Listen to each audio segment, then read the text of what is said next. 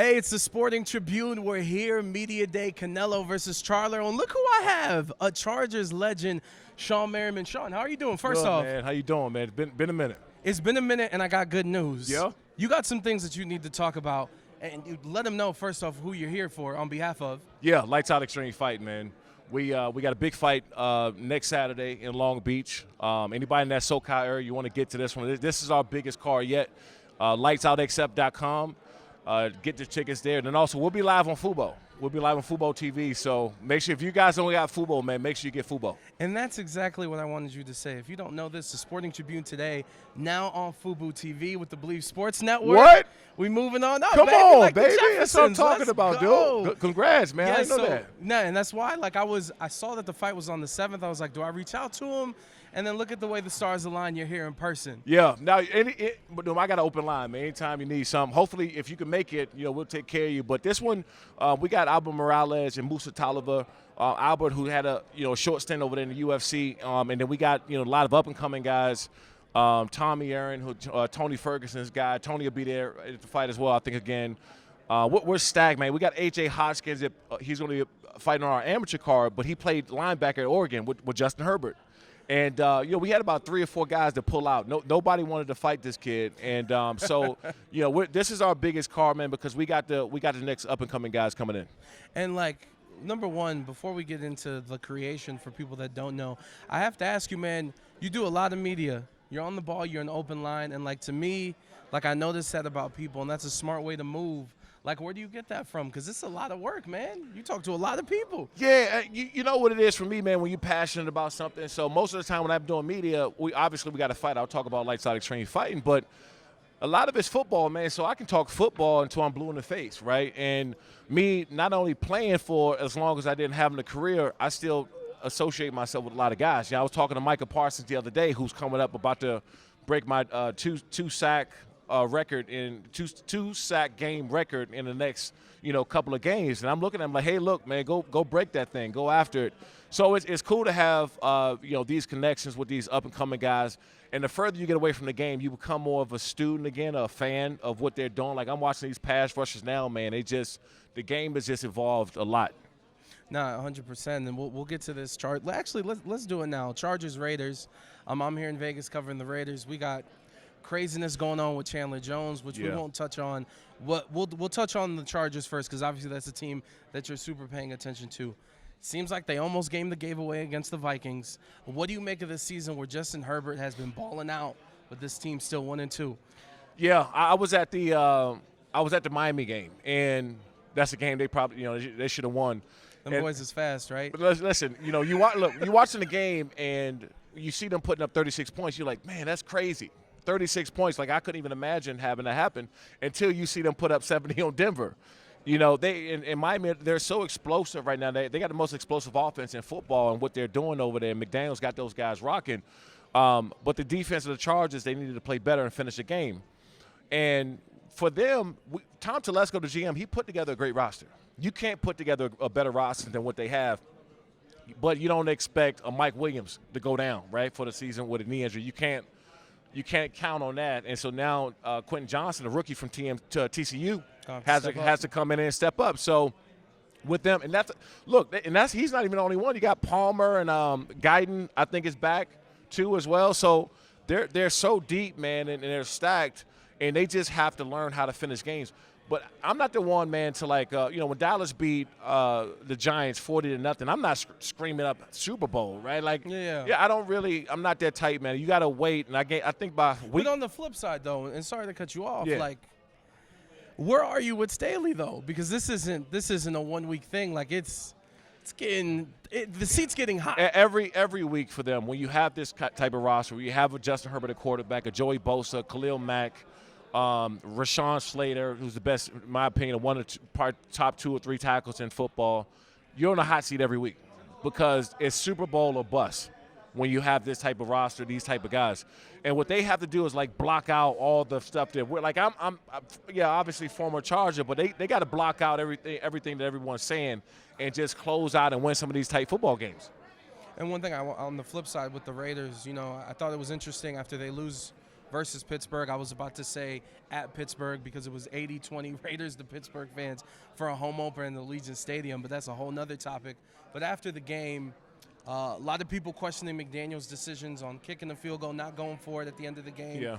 And Davante Adams said, look, it's week 3. I'm not gonna over-exaggerate the situation. I know it's week 3, it's early in the season, but at the same time, I'm not here to waste my time. Right. Obviously, that's a veteran that's one of the best in the game. And to me, it was just like a little inkling of it's possible that Josh could lose the locker room.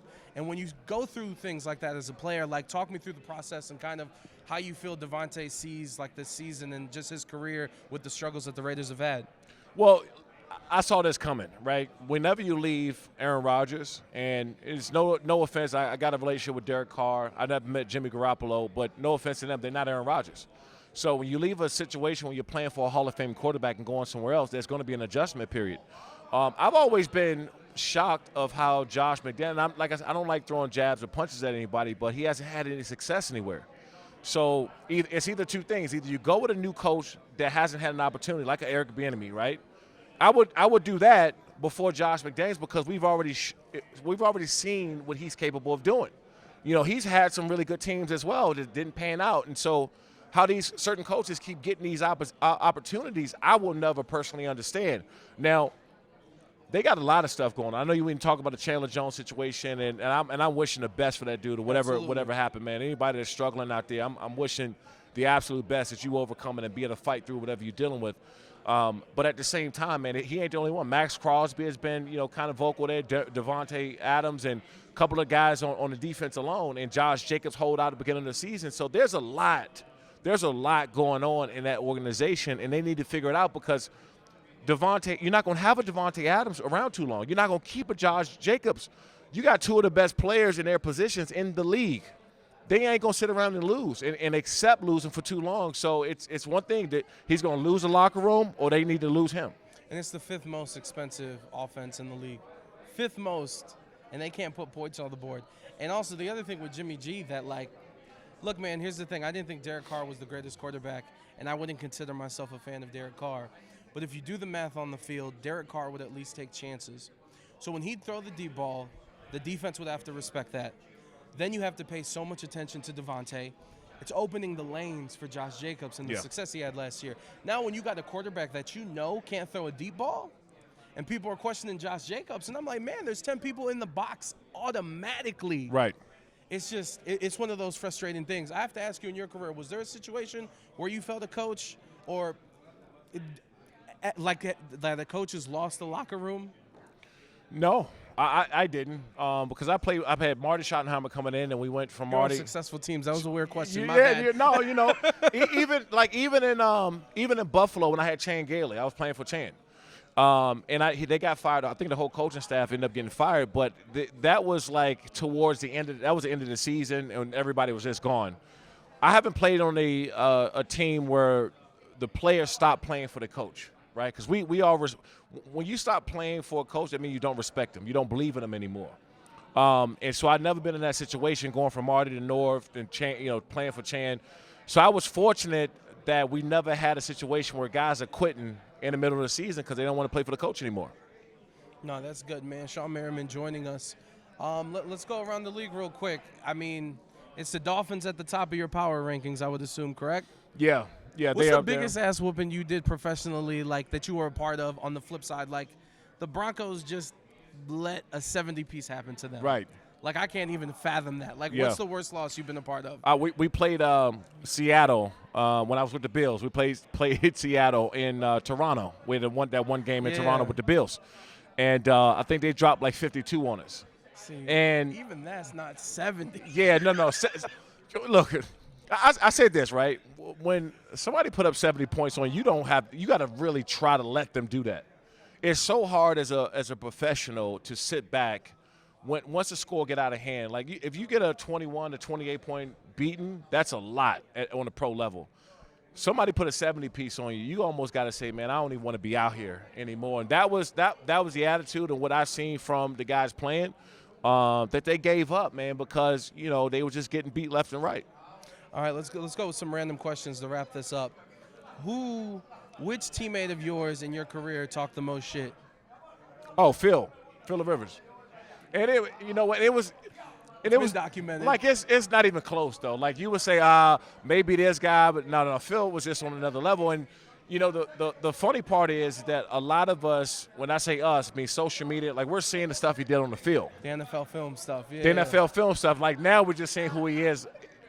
Dude was like that all the time. I'm talking about in the cafeteria, in the weight room, in the film room, in the locker room. It never stopped where he just wanted to talk trash and compete all the time. It didn't matter who he was. He'll go say the same thing to a defensive lineman that he would to his O-line, to the wide receivers. And he just you kind of miss that competitive spirit with him, but it was nobody close as far as trash talking. When it comes to around the league and not one of your teammates, who talked the most shit in the league? I feel like Chad Johnson, maybe. Chad was up there. Vrabel was pretty bad. Really? Yeah, Mike Vrabel, Coach Vrabel was up there.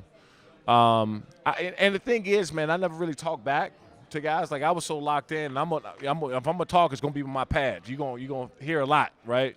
But you hear the chatters going on. It's so many cameras and microphones and stuff like that now. I think guys are tapering it down because there was some stuff said back when I played. I'm like, man, I gotta see you at the bus after the game, like. You know, when some of the stuff I heard, I'm like, I got to see you after. Oh, what a great era! And then last question, and we're gonna let you talk about Lights Out and let people know October 7th is coming up. But my one question to you is: you got someone walking into your house, and you have one item in your house, your garage, the porch, wherever, on your property. You got one item you can show them to impress them. What's the one item you're gonna show them? Man, I got Peyton Manning's practice Pro Bowl jersey. Framed? Yeah. There and it was cool because that was the first person I've asked for autograph from. And that was the first one. First person Not I've even asked. Like as a rookie season, No. you weren't like. No. I didn't ask anybody for an autograph till Peyton Manning in the Pro Bowl. And I just asked him for an autograph, and he ended up giving me his jersey. So, I think that's probably my. And I got Ray Lewis's jersey and all that stuff, man. But as a 21-year-old kid at the Pro Bowl, like only one or two rookies down the period. Peyton Manning giving you a jersey, I thought was pretty cool.